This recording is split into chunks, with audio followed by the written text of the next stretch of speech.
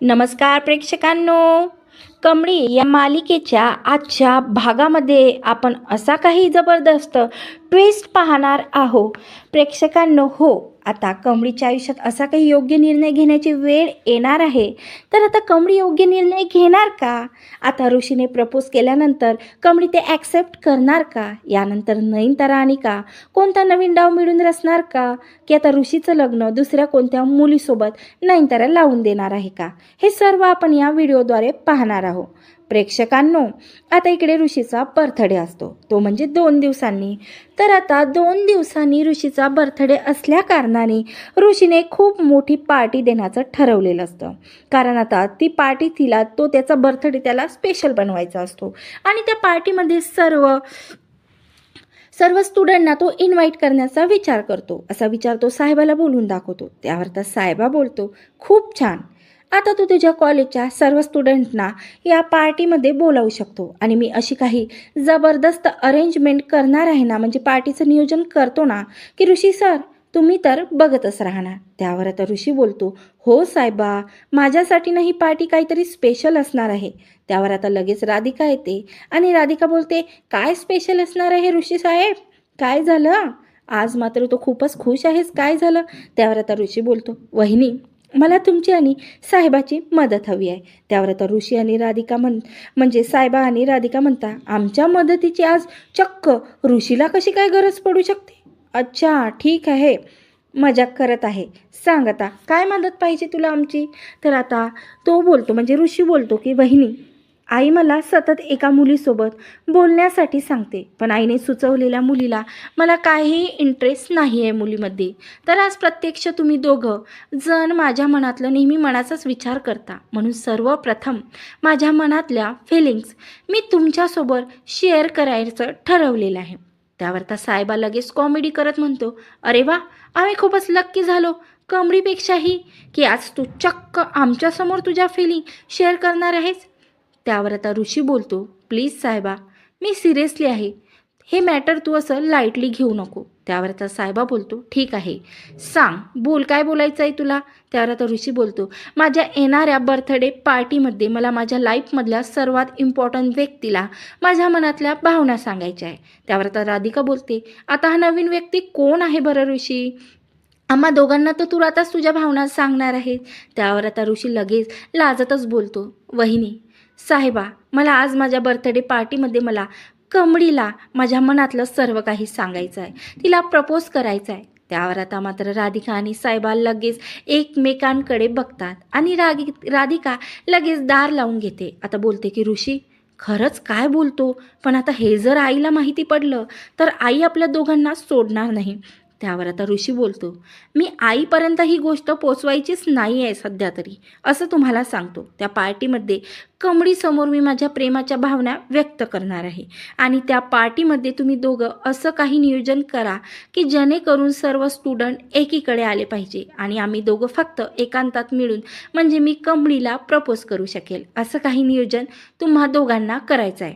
आता लगेच साहेबा बोलतो, अरे बापरे ऋषी, तू कमळीला तुझ्या मनातल्या फिलिंग्स सांगणार आहे, हे तर छान आहे, पण मॅडमला जर का माहिती पडलं तर माझी नोकरी गेली समजा. त्यावर आता ऋषी बोलतो, साहेबा असं काही होणार नाही, म्हणूनच मी तुम्हाला अगोदर सूचना दिलेली आहे ना, की तुम्ही असं काही प्लॅनिंग करा की जेणेकरून सर्व स्टुडंट आपले सर्व फॅमिली मेंबर एकीकडे आणि मी फक्त कमळी आणि एकीकडे असलो पाहिजे. कारण माझ्या बर्थडेच्या दिवशी मला कमळीपर्यंत भावना पोचवायच्या आहेत आणि त्या पण आपल्या घरीच. त्यावर आता साहेबा आणि राधिका म्हणतात, ठीक आहे ऋषी, आम्ही आता विचार करून असा काही जबरदस्त प्लॅन करणार आहोत ना, की जेणेकरून तुझ्या बर्थडेच्या दिवशी तू तुझ्या मनातील भावना कमळीपर्यंत पोचवणार आहे, म्हणजे पोचवशील. आता मात्र ऋषी बोलतो, वहिनी हे बघ, मी एक अंगठी आणली आहे. आता राधिका लगेच विचारते, ऋषी माझ्यासाठी का? त्यावर आता ऋषी बोलतो, नाही वहिनी, ही अंगठी देऊनच मी कमळीला प्रपोज करणार आहे. तर आता साहेबा बोलतो, वा वा वा, मी ज्या मुलाला एवढं साधं सोपं समजत होतो तो मुलगा इतका रोमॅन्टिक निघणार, खरंच मला तर माझ्या डोळ्यावरती विश्वासच बसत नाही. त्यावर आता राधिका बोलते, थांब रे साहेबा, आता कुठं याला त्याच्या मनातलं बोलायचा चान्स मिळालेला आहे, त्या पण त्याच्या बर्थडेच्या दिवशी. आणि आता मात्र तू आपण दोघं यांना नाही चिडवायचं. आज मात्र तू चक्क कमळीसाठी डायमंडची रिंग आणलीस. अरे बापरे ऋषी तर खूपच पुढचा निघाला. मला तर वाटलं की नाही, ऋषी एवढ्या थरावर जाऊच शकत नाही. तर आता ऋषी बोलतो, साहेबा प्लीज आता तू पार्टीचं प्लॅनिंग चालू कर. आता मी सर्व स्टुडंटला कॉलेजमध्ये जाऊन इन्व्हिटेशन देतो आणि स्पेशली इन्व्हिटेशन माझ्या कमळीसाठी राहणार आहे.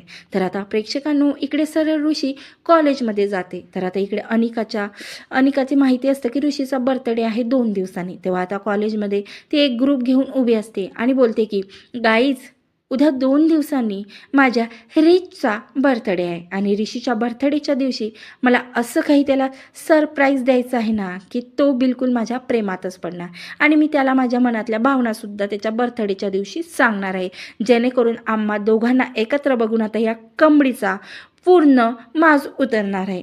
आता गाईज हे विसरू नका की तुम्ही लवकरच तुमची अनिका ऋषी इनामदार बनणार आहे, तुमची अनिका. म्हणूनच आता तुम्ही लवकर मला मॅडम म्हणणं सुरू करा. त्यावर आता लगेच इकडे ऋषी येतो. आता ऋषी लगेच अनिकाला बोलतो, म्हणजे अनिका ऋषीला बोलते, आवाज देते, रिश.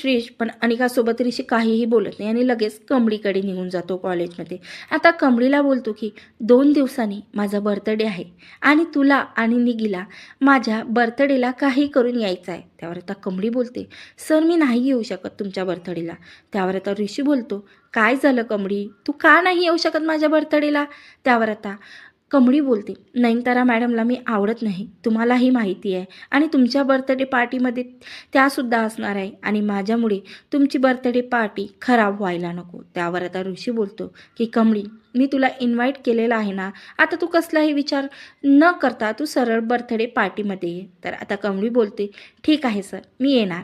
तर आता इकडे अनिका लगेच तिथे येते आणि ऋषी, मी तुला किती वेळचा आवाज देत आहे रे, मी तुला बोलावते आणि तुम्हाला इग्नोर का करतो. तर आता ऋषी बोलतो, अगं मला पहिले कमळीला इन्व्हाइट करायचं होतं. म्हणजे आता अनिका बोलते, कशासाठी. तर अनिकाला ऋषी बोलतो की माझा 2 दिवसांनी बर्थडे आहे आणि हा बर्थडे माझ्यासाठी सर्वात स्पेशल असणार आहे.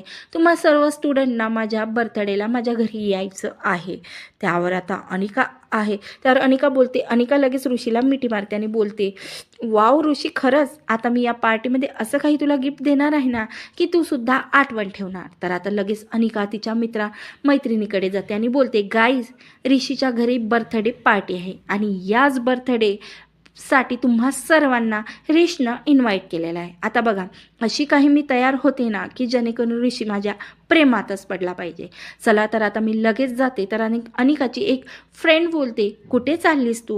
तर आता ऋषीचा बर्थडे आहे ना बेब्स 2 दिवसांनी, तर मला आता लगेच पार्लरमध्ये जाऊन थोडं मेकअप नको का करायला, मेनिक्युअर पेडिक्युअर नको का करायला. तर आता प्रेक्षकांना इकडे लगेच अनिका निघून जाते.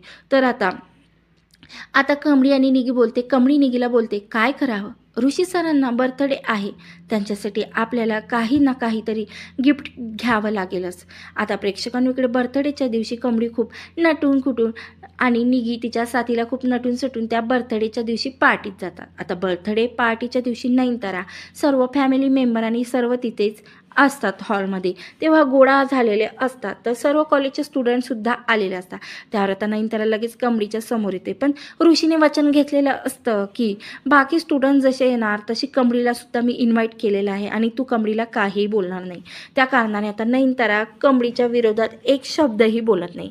त्यावेळेस आता प्रेक्षकांनो इकडे राधिकाने आणि साहेबांनी असा काही जबरदस्त प्लॅन केलेला असतो की जेणेकरून जिथे लाईटिंग वगैरे लावलेली असते अशा मोकळ्या स्पेसमध्ये जिथं कोणीही नसेल तिथं फक्त आणि फक्त ऋषी आणि कमळी असणार. जिथे ऋषी आपल्या प्रेमाच्या भावना कमळीपर्यंत पोहोचवणार आहे, म्हणजे कमळीला प्रपोज करणार आहे.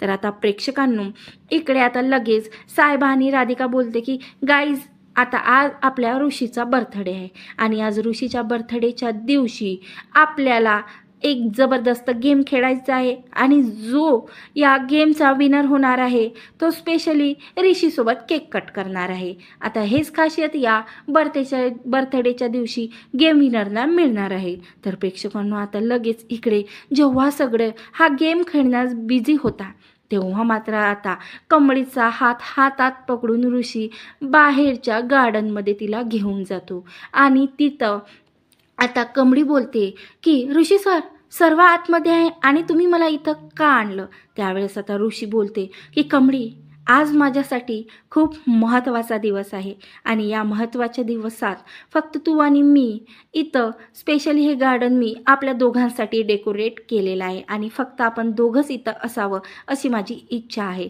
तर आता प्रेक्षकांनो ऋषी लवकरच कमळीला प्रपोज करणार आहे. तर प्रेक्षकांनो आता नेक्स्ट एपिसोडमध्ये कमळी ऋषीच्या भावना समजून घेणार का.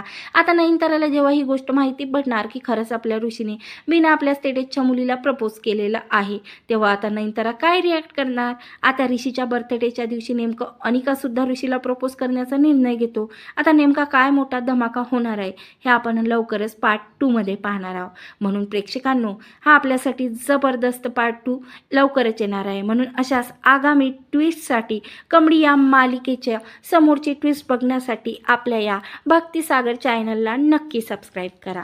धन्यवाद. जय गजानन माऊली. मम्मा